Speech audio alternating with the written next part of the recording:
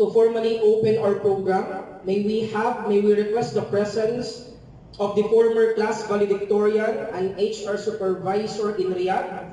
Let's all welcome Yashkur Usman. Takbir! Allahu Akbar.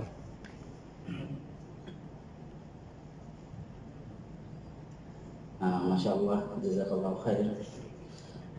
Bismillahirrahmanirrahim. Alhamdulillahi rabbil alamin. Wassalatu wassalamu ala asrafil anbiya'i wal mursalin. Nabiyyina Muhammadin wa ala alihi wa sahbihi ajma'in. Rabbi shrah li sadri wa yassir li amri wahlul 'uqdatam min lisani yafqahu qawli.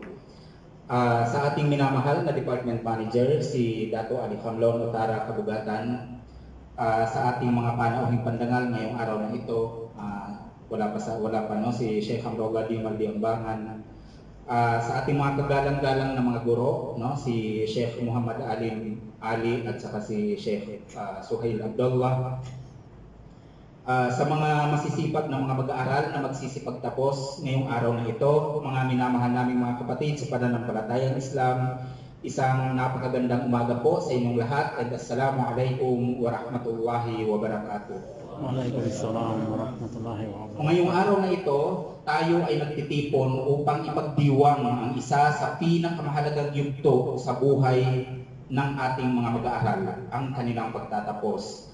Isang napakahalagang okasyon na puno ng kasiyahan, pasasalamat at pagninilay-nilay.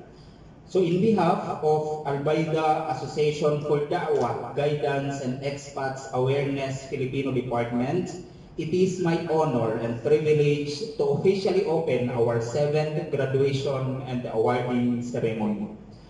Today marks a significant milestone in the lives of our graduates, one that symbolizes not just the completion of a chapter, but the beginning of new adventures filled with opportunity, responsibility, and growth. Ito ay ang araw ng kasiyahan, pagmamalaki at pasasalamat. Kasiyahan dahil nasaksihan natin ang bunga ng kanilang pagsisikap at tiyaga. Pagmamalaki dahil naabot nila ang isang mahalagang yugto ng kanilang paglalakbay, at pasasalamat sa Allah Subhanahu wa Ta'ala, sa kanilang pamilya, mga guro, at sa lahat na naging bahagi ng kanilang tagumpay. Ang edukasyon ay isang biyaya at tungkulin ng bawat Muslim. Ayon sa sinabi ng ating mahal na propeta Muhammad sallallahu alaihi wasallam, talabul ilmi faridatun ala kulli muslim, na ang pagpananaliksik ng kaalaman ay obligasyon ng bawat Muslim.